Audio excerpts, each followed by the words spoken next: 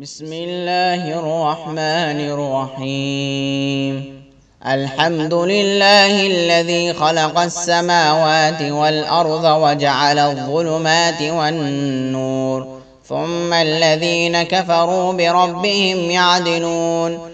والذي خلقكم من طين ثم قضى أجلا وأجل مسمى عنده ثم أنتم تمترون.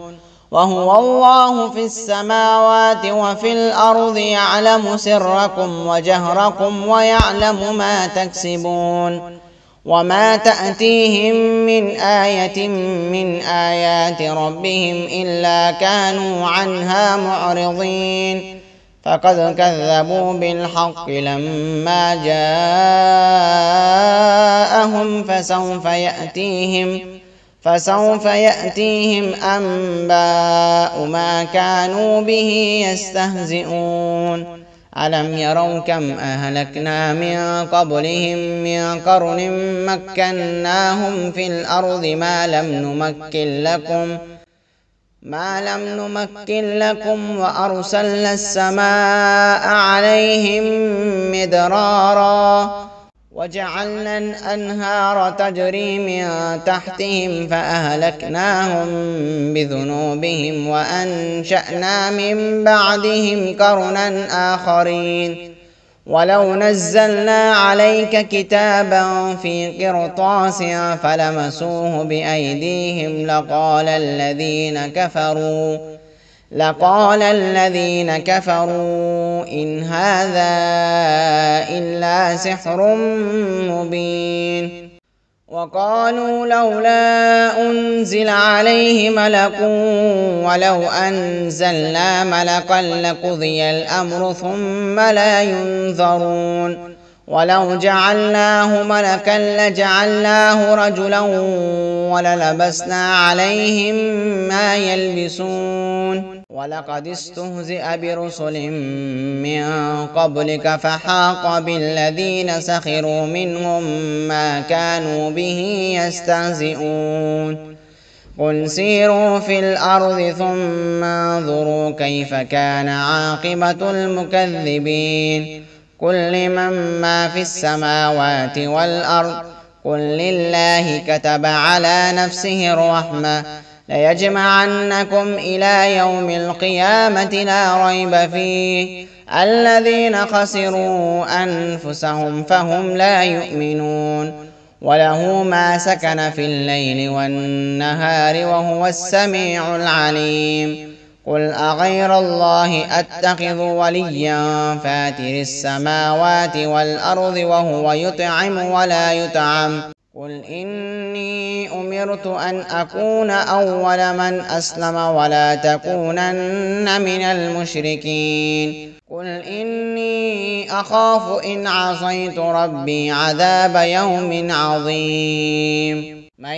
يصرف عنه يومئذ فقد رحمه وذلك الفوز المبين. وإن يمسسك الله بضر فلا كاشف له إلا هو، وإن يمسسك بخير فهو على كل شيء قدير، وهو القاهر فوق عباده وهو الحكيم الخبير. قل أي شيء أكبر شهادة قل الله شهيد بيني وبينكم وأوحي إلي هذا القرآن لأنذركم به ومن بلغ أئنكم لتشهدون أن مع الله آلهة أخرى قل لا أشهد. قل إنما هو إله واحد وإنني بريء مما تشركون. الذين آتيناهم الكتاب يعرفونه كما يعرفون أبناءهم الذين خسروا أنفسهم فهم لا يؤمنون. ومن أظلم ممن افترى على الله كذبا أو كذب بآياته إنه لا يفلح الظالمون. ويوم نحشرهم جميعا ثم نقول للذين أشركوا أين شركاؤكم الذين كنتم تزعمون ثم لم تكن فتنتهم إلا أن قالوا والله ربنا ما كنا مشركين انظر كيف كذبوا على أنفسهم وضل عنهم ما كانوا يفترون ومنهم من يستمع إليك وجعلنا على قلوبهم أكنة أن يفقهوه وفي آذانهم وقرا وإن يروا كل آية لا يؤمنوا بها حتى إذا جاءوك يجادلونك يقول الذين كفروا إن هذا إلا أساطير الأولين وهم ينهون عنه وينأون عنه وإن يهلكون إلا أنفسهم وما يشعرون ولو ترى إذ وقفوا على النار فقالوا يا ليتنا نرد ولا نكذب بآيات ربنا ونكون من المؤمنين بل بدا لهم ما كانوا يخفون من قبل ولو ردوا لعادوا لما نهوا عنه وإنهم لكاذبون وقالوا إن هي إلا حياتنا الدنيا وما نحن بمبعوثين ولو ترى إذ وقفوا على ربهم قال أليس هذا بالحق قالوا بلى وربنا قال فذوقوا العذاب بما كنتم تكفرون قد خسر الذين كذبوا بلقاء الله حتى إذا جاءتهم الساعة بغتة قالوا يا حسرتنا على ما فرطنا فيها وهم يحملون أوزارهم على ظهورهم ألا ساء ما يزرون وما الحياة الدنيا إلا لعب ولهو وللدار الآخرة خير للذين يتقون أفلا تعقلون قد نعلم إنه ليحزنك الذي يقولون فإنهم لا يكذبونك ولكن الظالمين بآيات الله يجحدون ولقد كذبت رسل من قبلك فصبروا على ما كذبوا وأوذوا حتى أتاهم نصرنا ولا مبدل لكلمات الله ولقد جاءك من نبأ المرسلين وإن كان كبر عليك إعراضهم فإن استطعت أن تبتغي نفقا في الأرض أو سلما في السماء فتأتيهم بآية ولو شاء الله لجمعهم على الهدى فلا تكونن من الجاهلين إنما يستجيب الذين يسمعون والموتى يبعثهم الله ثم إليه يرجعون وقالوا لولا نزل عليه آية من ربه قل إن الله قادر على أن ينزل آية ولكن أكثرهم لا يعلمون وما من دابة في الأرض ولا طائر يطير بجناحيه إلا أمثالكم ما فرطنا في الكتاب من شيء ثم إلى ربهم يحشرون والذين كذبوا بآياتنا صم وبكم في الظلمات من يشاء الله يضلله ومن يشاء يجعله على صراط مستقيم قل أرأيتكم إن أتاكم عذاب الله أو أتتكم الساعة أغير الله تدعون إن كنتم صادقين بل إياه تدعون فيكشف ما تدعون إليه إن شاء وتنسون ما تشركون ولقد أرسلنا إلى أمم من قبلك فأخذناهم بالبأساء والضراء لعلهم يتضرعون فلولا إذ جاءهم بأسنا تضرعوا ولكن قست قلوبهم وزين لهم الشيطان ما كانوا يعملون فلما نسوا ما ذكروا به فتحنا عليهم أبواب كل شيء حتى إذا فرحوا بما أوتوا أخذناهم بغتة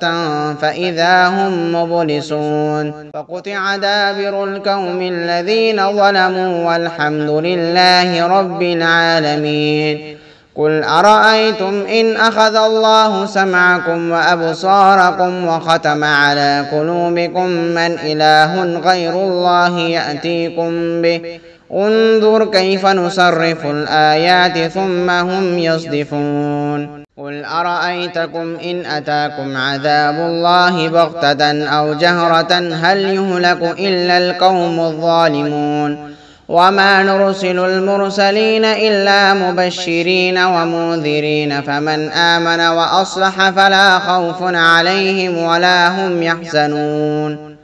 والذين كذبوا بآياتنا يمسهم العذاب بما كانوا يفسقون قل لا أقول لكم عندي خزائن الله ولا أعلم الغيب ولا أقول لكم إني ملك إن أتبع إلا ما يوحى إلي قل هل يستوي الأعمى والبصير أفلا تتفكرون وأنذر به الذين يخافون أن يحشروا إلى ربهم ليس لهم من دونه ولي ولا شفيع لعلهم يتقون ولا تطرد الذين يدعون ربهم بالغداة والعشي يريدون وجهه ما عليك من حسابهم من شيء وما من حسابك عليهم من شيء فتطردهم فتكون من الظالمين وكذلك فتنا بعضهم ببعض ليقولوا أهؤلاء من الله عليهم من بيننا أليس الله بأعلم بالشاكرين وإذا جاءك الذين يؤمنون بآياتنا فقل سلام عليكم كتب ربكم على نفسه الرحمة أنه من عمل منكم سوءا بجهالة ثم تاب من بعده وأصلح فأنه غفور رحيم وكذلك نفصل الآيات ولتستبين سبيل المجرمين قل إني نهيت أن أعبد الذين تدعون من دون الله قل لا أتبع أهواءكم قد ضللت إذا وما أنا من المهتدين قل إني على بينة من ربي وكذبتم به ما عندي ما تستعجلون به إن الحكم إلا لله يقص الحق وهو خير الفاصلين قل لو أن عندي ما تستعجلون به لقضي الأمر بيني وبينكم والله أعلم بالظالمين وعنده مفاتح الغيب لا يعلمها إلا هو ويعلم ما في البر والبحر وما تسقط من ورقة إلا يعلمها ولا حبة في ظلمات الأرض ولا رطب ولا يابس إلا في كتاب مبين وهو الذي يتوفاكم بالليل ويعلم ما جرحتم بالنهار ثم يبعثكم فيه ليقضى أجل مسمى ثم إليه مرجعكم ثم ينبئكم بما كنتم تعملون وهو القاهر فوق عباده ويرسل عليكم حفظة حتى إذا جاء أحدكم الموت توفته رسلنا وهم لا يفرطون ثم ردوا إلى الله مولاهم الحق ألا له الحكم وهو أسرع الحاسبين قل من ينجيكم من ظلمات البر والبحر تدعونه تضرعا وخفية لئن أنجينا من هذه لنكونن من الشاكرين قل الله ينجيكم منها ومن كل كرب ثم أنتم تشركون قل هو القادر على أن يبعث عليكم عذابا من فوقكم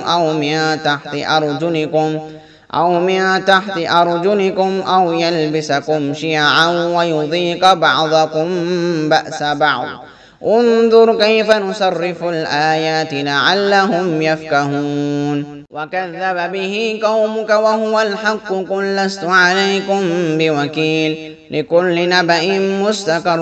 وسوف تعلمون وإذا رأيت الذين يخوضون في آياتنا فأعرض عنهم حتى يخوضوا في حديث غيره وإما ينسينك الشيطان فلا تقعد بعد الذكرى مع القوم الظالمين وما على الذين يتقون من حسابهم من شيء ولكن ذكرى لعلهم يتقون وذر الذين اتخذوا دينهم لعبا ولهوا وغرتهم الحياة الدنيا وذكر به أن تبسل نفس بما كسبت ليس لها من دون الله ولي ولا شفيع وإن تعدل كل عدل لا يؤخذ منها أولئك الذين أبسلوا بما كسبوا لهم شراب من حميم وعذاب أليم بما كانوا يكفرون قل أندعو من دون الله ما لا ينفعنا ولا يضرنا ونرد على أعقابنا بعد إذ هدانا الله كالذي استهوته الشياطين في الأرض حيران له أصحاب يدعونه إلى الهدى ائتنا قل إن هدى الله هو الهدى وأمرنا لنسلم لرب العالمين وأن أقيموا الصلاة واتقوه وهو الذي إليه تحشرون وهو الذي خلق السماوات والأرض بالحق ويوم يقول كن فيكون قوله الحق وله الملك يوم ينفخ في الصور عالم الغيب والشهادة وهو الحكيم الخبير وإذ قال إبراهيم لأبيه آزر أتتخذ أصناما آلهة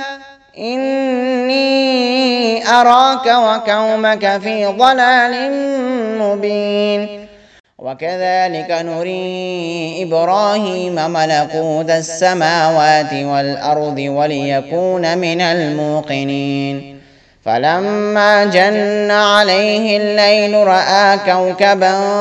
قال هذا ربي فلما أفل قال لا أحب الآفلين فلما رأى القمر بازغا قال هذا ربي فلما أفل قال لئن لم يهدني ربي لأكونن من القوم الضالين فلما رأى الشمس بازغة قال هذا ربي هذا أكبر فلما أفلت قال يا قوم إني بريء مما تشركون إني وجهت وجهي للذي فطر السماوات والأرض حنيفا وما أنا من المشركين وحاجه قومه قال أتحاجوني في الله وقد هدان ولا أخاف ما تشركون به إلا أن يشاء ربي شيئا وسع ربي كل شيء علما أفلا تتذكرون وكيف أخاف ما أشركتم ولا تخافون أنكم أشركتم بالله ما لم ينزل به عليكم سلطانا فأي الفريقين أحق بالأمن إن كنتم تعلمون الذين آمنوا ولم يلبسوا إيمانهم بظلم أولئك لهم الأمن وهم مهتدون وتلك حجتنا آتيناها إبراهيم على قومه نرفع درجات من نشاء إن ربك حكيم عليم ووهبنا له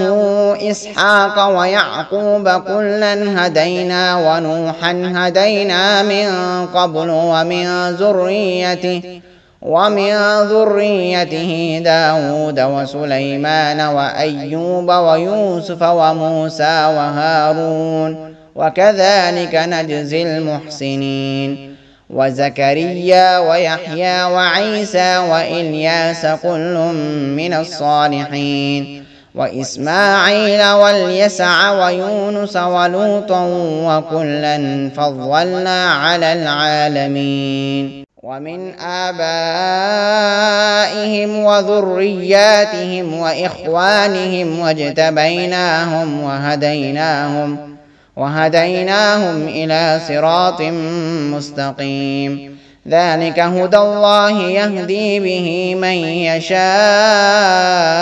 من عباده ولو أشركوا لحبط عنهم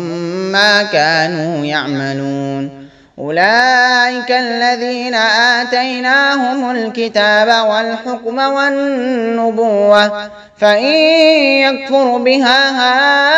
هؤلاء فقد وكلنا بها قوما ليسوا بها بكافرين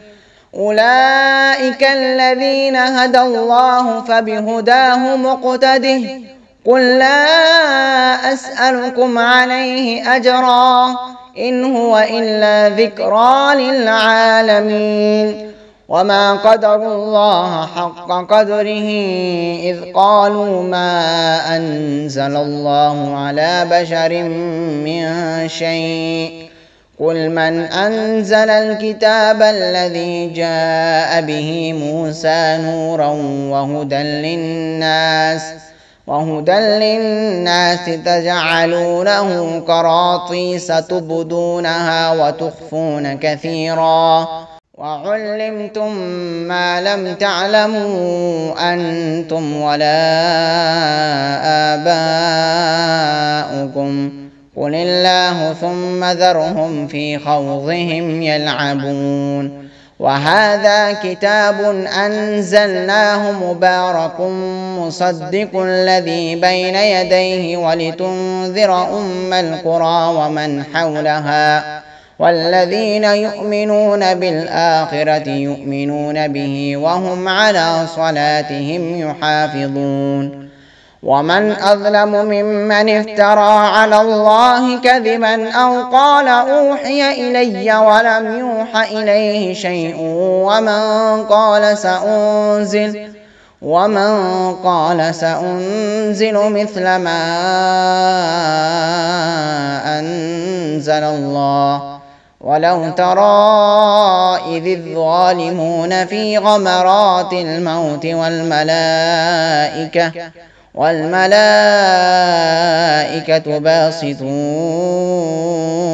أيديهم أخرجوا أنفسكم اليوم تجزون عذاب الهون بما كنتم تقولون على الله غير الحق وكنتم عن آياته تستكبرون ولقد جئتمونا فرادا كما خلقناكم أول مرة وتركتم ما خولناكم وراء ظهوركم وما نرى معكم شفعاءكم الذين زعمتم أنهم فيكم شركاء لقد تقطع بينكم وضل عنكم ما كنتم تزعمون إن الله فالق الحب والنوى يخرج الحي من الميت ومخرج الميت من الحي ذلكم الله فأنى تؤفكون فالق الإصباح وجعل الليل سكنا والشمس والقمر حسبانا ذلك تقدير العزيز العليم وهو الذي جعل لكم النجوم لتهتدوا بها في ظلمات البر والبحر قد فصلنا الآيات لقوم يعلمون وهو الذي أنشأكم من نفس واحدة فمستقر ومستودع قد فصلنا الآيات لقوم يفقهون وهو الذي أنزل من السماء ماء فأخرجنا به نبات كل شيء فأخرجنا منه حذرا نخرج منه حبا متراكبا ومن النخل من طلعها قنوان دانية وجنات من أعناب والزيتون والرمان مشتبها وغير متشابه انظروا إلى ثمره إذا أثمر وينعي إن في ذلكم لآيات لقوم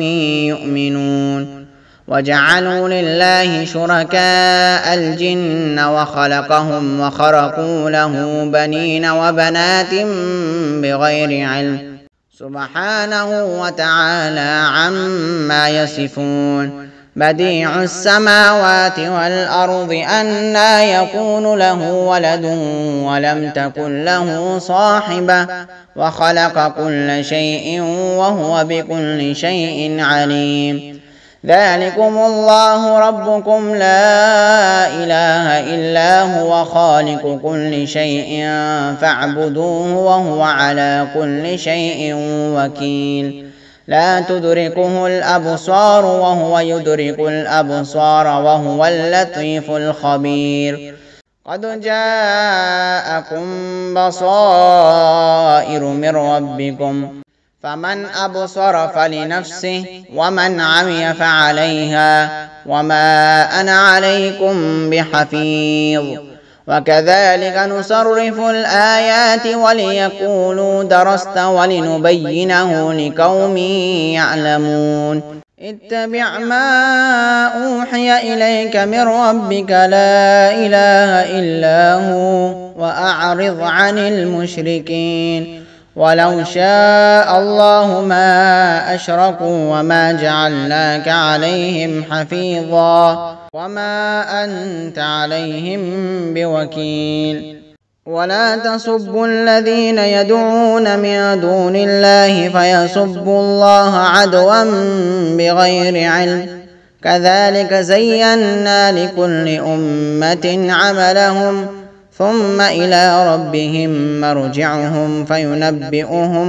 بما كانوا يعملون وأقسموا بالله جهد أيمانهم لئن جاءتهم آية ليؤمنن بها قل إنما الآيات عند الله وما يشعركم أنها إذا جاءت لا يؤمنون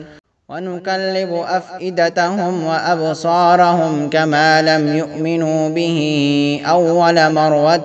ونذرهم في طغيانهم يعمهون ولو أننا نزلنا إليهم الملائكة وكلمهم الموتى وحشرنا عليهم كل شيء قبلا ما كانوا ليؤمنوا إلا أن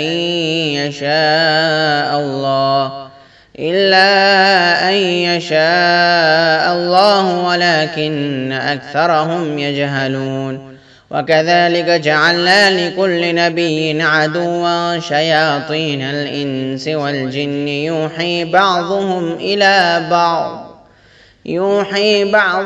إلى بعض زخرف القول غرورا ولو شاء ربك ما فعلوه فذرهم وما يفترون. ولتصغى إليه أفئدة الذين لا يؤمنون بالآخرة وليرضوه وليقترفوا ما هم مقترفون. أفغير الله أبتغي حكما وهو الذي أنزل إليكم الكتاب مفصلا والذين آتيناهم الكتاب يعلمون أنه منزل من ربك بالحق فلا تكونن من الممترين. وتمت كلمة ربك صدقا وعدلا لا مبدل لكلماته وهو السميع العليم. وإن تطع أكثر من في الأرض يضلوك عن سبيل الله إن يتبعون إلا الظن وإن هم إلا يخرصون. إن ربك هو أعلم من يضل عن سبيله وهو أعلم بالمهتدين. فكلوا مما ذكر اسم الله عليه إن كنتم بآياته مؤمنين. وما لكم ألا تأكلوا مما ذكر اسم الله عليه وقد فصل لكم ما حرم عليكم إلا ما اضطررتم إليه وإن كثيرا ليضلون بأهوائهم بغير علم إن ربك هو أعلم بالمعتدين. وذروا ظاهر الإثم وباطنه إن الذين يكسبون الإثم سيجزون بما كانوا يقترفون. ولا تأكلوا مما لم يذكر اسم الله عليه وإنه لفسق وإن الشياطين ليوحون إلى أوليائهم ليجادلوكم وإن أطعتموهم إنكم لمشركون. أومن كان ميتا فأحييناه وجعلنا له نورا يمشي به في الناس كمن مثله في الظلمات ليس بخارج منها كذلك زين للكافرين ما كانوا يعملون. وكذلك جعلنا في كل قرية أكابر مجرميها ليمكروا فيها وما يمكرون إلا أنفسهم وما يشعرون. وإذا جاءتهم آية قالوا لن نؤمن حتى نؤتى مثل ما أوتي رسل الله أعلم حيث يجعل رسالته سيصيب الذين أجرموا صغار عند الله وعذاب شديد بما كانوا يمكرون. فمن يرد الله أن يهديه يشرح صدره للإسلام ومن يرد أن يضله يجعل صدره ضيقا حرجا كأنما يصعد في السماء كذلك يجعل الله الرجس على الذين لا يؤمنون. وهذا صراط ربك مستقيما قد فصلنا الآيات لقوم يذكرون. لهم دار السلام عند ربهم وهو وليهم بما كانوا يعملون ويوم يحشرهم جميعا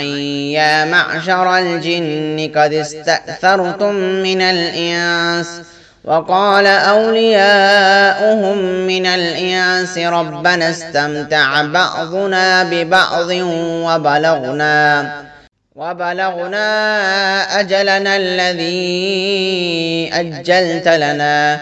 قال النار مثواكم خالدين فيها إلا ما شاء الله إن ربك حكيم عليم وكذلك نولي بعض الظالمين بعضا بما كانوا يكسبون يا معشر الجن والإنس ألم يأتكم رسل منكم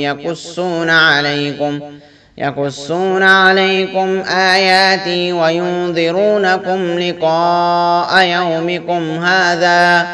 قالوا شهدنا على أنفسنا وغرتهم الحياة الدنيا وشهدوا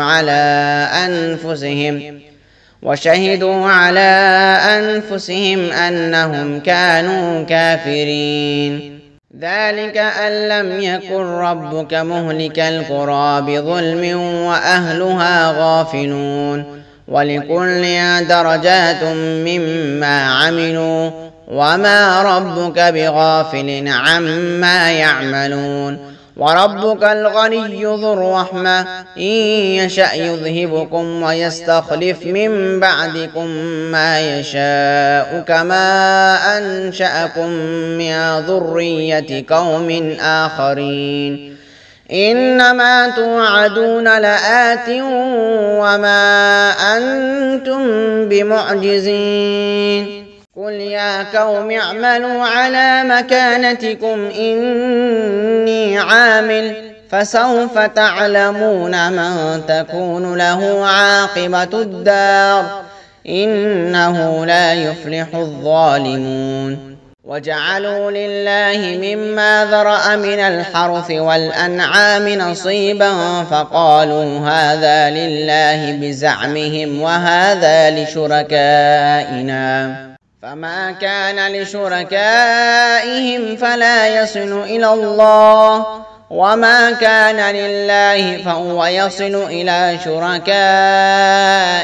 ساء ما يحكمون وكذلك زين لكثير من المشركين قتل أولادهم شركاؤهم ليردوهم وليلبسوا عليهم دينهم ولو شاء الله ما فعلوه فذرهم وما يفترون وقالوا هذه أنعام وحرث حجر لا يطعمها إلا من نشاء بزعمهم وأنعام حرمت ظهورها وأنعام لا يذكرون اسم الله عليها افتراء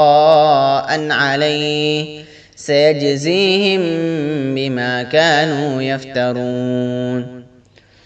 وقالوا ما في بطون هذه الأنعام خالصة لذكورنا ومحرم على أزواجنا وإن يكن ميتة فهم فيه شركاء سيجزيهم وصفهم إنه حكيم عليم قد خسر الذين قتلوا أولادهم سفها بغير علم وحرموا ما رزقهم الله افتراء على الله قد ضلوا وما كانوا مهتدين وهو الذي أنشأ جنات معروشات وغير معروشات والنخل والزرع مختلفا أكله والزيتون والرمان متشابها وغير متشابه كلوا من ثمره إذا أثمر وآتوا حقه يوم حصاده ولا تسرفوا إنهم لا يحب المسرفين. ومن الأنعام حمولة وفرشا كلوا مما رزقكم الله ولا تتبعوا خطوات الشيطان إنه لكم عدو مبين. 8 أزواج من الضأن 2 ومن المعز 2 قل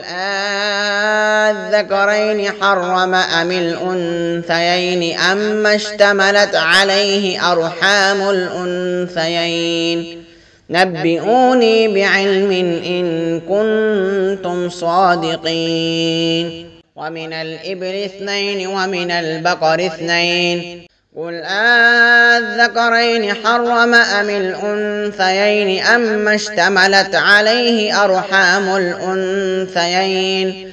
أم كنتم شهداء إذ وصاكم الله بهذا فمن أظلم ممن افترى على الله كذبا ليضل الناس بغير علم إن الله لا يهدي القوم الظالمين. قل لا أجد فيما أوحي إلي محرما على طاعم يطعمه إلا أن يكون ميتة أو دما مسفوحا أو لحم خنزير فإنه رجس أو فسقا أحل لغير الله به فمن اضطر غير باغ ولا عاد فإن ربك غفور رحيم. وعلى الذين هادوا حرمنا كل ذي ظفر ومن البقر والغنم حرمنا عليهم شحومهما إلا ما حملت ظهورهما أو الحوايا أو ما اختلط بعظم ذلك جزيناهم ببغيهم وإنا لصادقون. فإن كذبوك فقل ربكم ذو رحمة واسعة ولا يرد بأسنا عن القوم المجرمين. سيقول الذين أشركوا لو شاء الله ما أشركنا ولا آباؤنا ولا حرمنا من شيء كذلك كذب الذين من قبلهم حتى ذاقوا بأسنا. قل هل عندكم من علم فتخرجوه لنا إن تتبعون إلا الظن وإن أنتم إلا تخرصون. قل فلله الحجة البالغة فلو شاء لهداكم أجمعين. قل هلم شهداءكم الذين يشهدون أن الله حرم هذا فإن شهدوا فلا تشهد معهم ولا تتبع أهواء الذين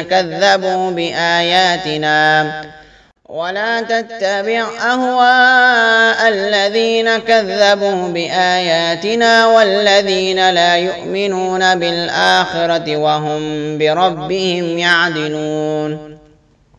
قل تعالوا أتل ما حرم ربكم عليكم ألا تشركوا به شيئا وبالوالدين إحسانا ولا تقتلوا أولادكم من إملاق نحن نرزقكم وإياهم ولا تقربوا الفواحش ما ظهر منها وما بطن ولا تقتلوا النفس التي حرم الله إلا بالحق ذلكم وصاكم به لعلكم تعقلون. ولا تقربوا مال اليتيم إلا بالتي هي أحسن حتى يبلغ أشده وأوفوا الكيل والميزان بالقسط لا نكلف نفسا إلا وسعها وإذا قلتم فاعدلوا ولو كان ذا قربى وبعهد الله أوفوا ذلكم وصاكم به لعلكم تذكرون. وأن هذا صراطي مستقيما فاتبعوه ولا تتبعوا السبل فتفرق بكم عن سبيله ذلكم وصاكم به لعلكم تتقون. ثم آتينا موسى الكتاب تماما على الذي أحسن وتفصيلا لكل شيء وهدى ورحمة لعلهم بلقاء ربهم يؤمنون. وهذا كتاب أنزلناه مبارك فاتبعوه واتقوا لعلكم ترحمون. أن تقولوا إنما أنزل الكتاب على طائفتين من قبلنا وإن كنا عن دراستهم لغافلين. أو تقولوا لو أنا أنزل علينا الكتاب لكنا أهدى منهم فقد جاءكم بينة من ربكم وهدى ورحمة فمن أظلم ممن كذب بآيات الله وصدف عنها سنجزي الذين يصدفون عن آياتنا سوء العذاب بما كانوا يصدفون. هل ينظرون إلا أن تأتيهم الملائكة أو يأتي ربك أو يأتي بعض آيات ربك يوم يأتي بعض آيات ربك لا ينفع نفسا إيمانها لم تكن آمنت من قبل أو كسبت في إيمانها خيرا قل انتظروا إنا منتظرون. إن الذين فرقوا دينهم وكانوا شيعا لست منهم في شيء إنما أمرهم إلى الله ثم ينبئهم بما كانوا يفعلون. من جاء بالحسنة فله 10 أمثالها ومن جاء بالسيئة فلا يجزى إلا مثلها وهم لا يظلمون. قل إنني هداني ربي إلى صراط مستقيم دينا قيما ملة إبراهيم حنيفا وما كان من المشركين. قل إن صلاتي ونسكي ومحياي ومماتي لله رب العالمين لا شريك له وبذلك أمرت وأنا أول المسلمين. قل أغير الله أبغي ربا وهو رب كل شيء ولا تحسب كل نفس إلا عليها ولا تزر وازرة وزر أخرى